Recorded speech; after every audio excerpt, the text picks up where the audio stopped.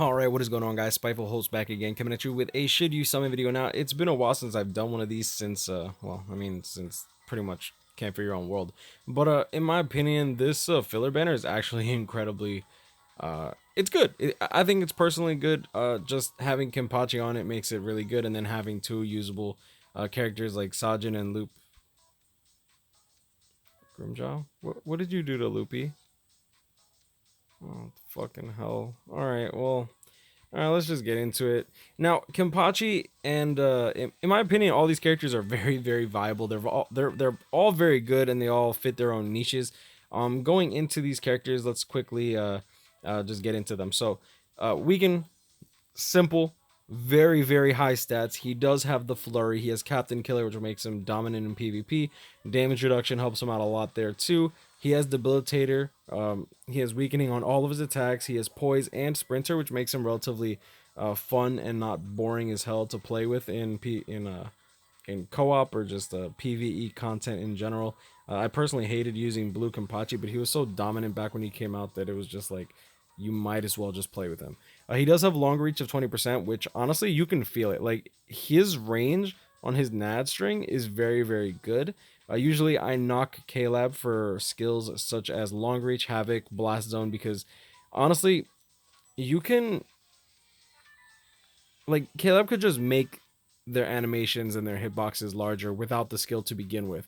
So honestly, like, some of these skills, in my opinion, become completely useless. Like, Medic is a perfect example because you already have team healers like Nanao that never needed Medic from her 5-star state. So he does have Berserker of 30%, which is quite interesting. You're not really going to be using that much. And he has Devastation of 20%, which doesn't sound like much, but honestly, since he does have Weakening on his special, it still deals at least a little bit of damage, and then with his NAD, you're just gonna clap cheeks anyway. So going into it, he can pretty much be used anywhere. He autos almost all content in the game. I'd argue that he autos all content if you have the proper accessories, gear, link slots, etc. But for like even new players who don't have chappies and stuff like that, he's still gonna rock like pretty much most of the content you're gonna want to rock, except for maybe Inheritance Zone, assuming you're using like a Yuki and Pupples, because that's the only like garbage that Caleb decided to give you since they added a bunch of fucking food into my accessory fusion. All right, my bad. I'm still a little salty about that. So going into Sajin, personally, I actually like him. He's a range character. He fits the niche. He is a Soul Reaper and Captain with Hollow Killer, which is pretty good. Spiritual Pressure 7 to 74. He just has overall good stats. He is a Frenzy based character, a Spiritual Pressure based character, excuse me. He has Frenzy, Bruiser 20%, Devastation 40%. Comes hand in hand with Frenzy most of the time. Like you'll see Loopy probably has it too. Perfect. Yep. Yeah, it is. I actually don't have Loopy, so excuse me.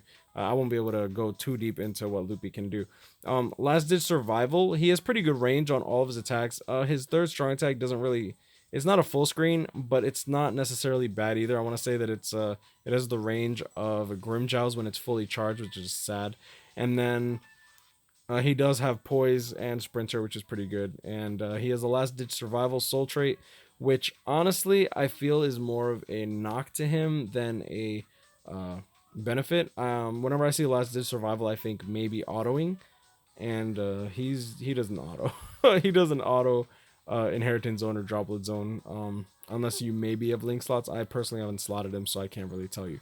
Going into Loopy, he's actually one of the characters that I really, really wanted to pull. He is in a Rancor Espada, so keep that in mind. He is in Espada, which is interesting. And on top of that, he is a strong attack recharge character with Hollow Killer. He has paralysis on all of his attacks except for maybe his NAD string, but I could be mistaken. He's pretty fun to play with. I don't believe that he has a full screen either, but he has some pretty good range on his attacks. He's very interesting, and his animations are pretty cool. I'm actually really glad that Caleb gave him a very good 6-star character.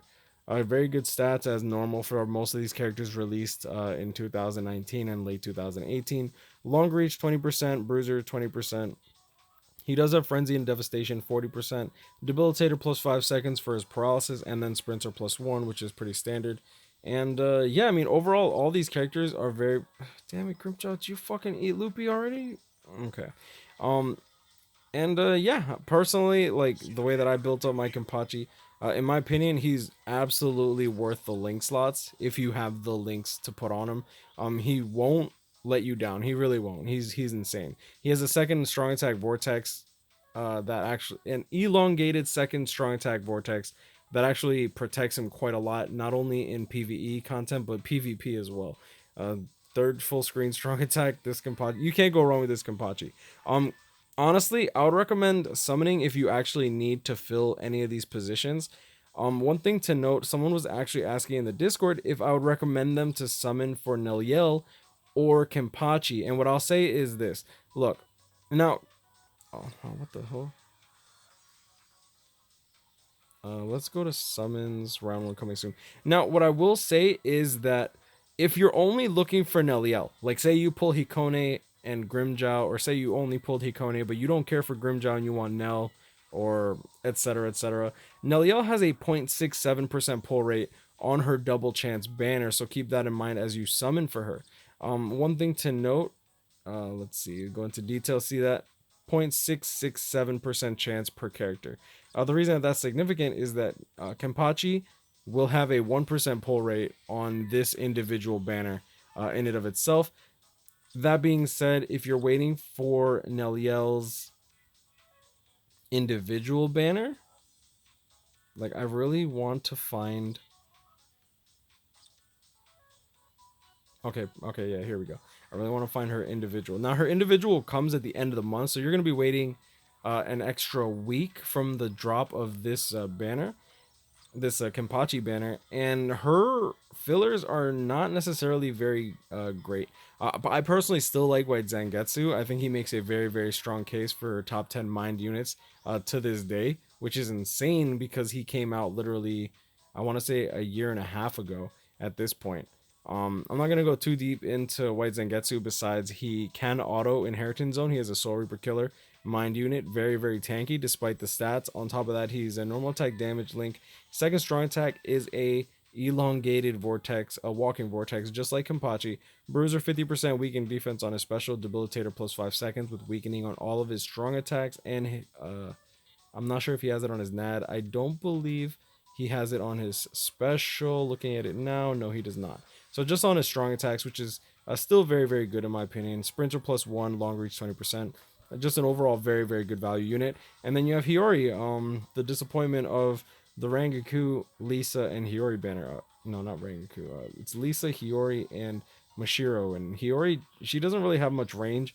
They gave her a Captain Killer, which I feel like that really holds her back quite a lot. Like I said, she doesn't have crazy range. She has strong attack damage 25%, probably to make up for the Captain Killer. And she's not good in PvP. She doesn't have poise. She has Frenzy, Debilitator plus 5 seconds. I don't even know what status element she gives because I honestly don't. I don't care. She's not interesting to me. But Frenzy, Devastation, 40% standard, Paralyzing Spirit. I guess that means that she paralyzes. I guess. Either way, mediocre. And that's her Nelliel's individual. Now, don't get me wrong. I know a lot of people are going to be summoning for Nelliel just because they want some massive. I mean, goat milk. Come on, man.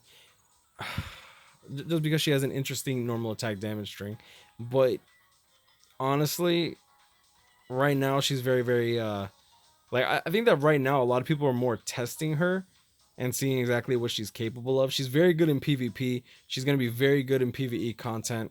She's very interesting because I feel like she's one of the main characters that they turned into a hybrid and actually made her not only usable but very, very good. I personally like her a lot. She is in a Ronkar, not in a Espada, so keep that in mind. They didn't give her the Lupy treatment that they did to him, even though it's supposed to be like Espada resurrections, but I'm fine with that. Weakening on all of her attacks, strong attack recharge. But yeah, I mean, I'm gonna leave it at that. This is not should you summon for Nelliel. This is should you summon for Kenpachi. I'm gonna leave it at that. Stay blessed, y'all. Y'all know it is, guys. Grind on, catch me up, hit me up. Stay blessed. I wish you the best of luck in your summons. Ooh, we got 2 more days left on this banner, man. I wish you the best of luck. I'll see y'all in the next one. Peace.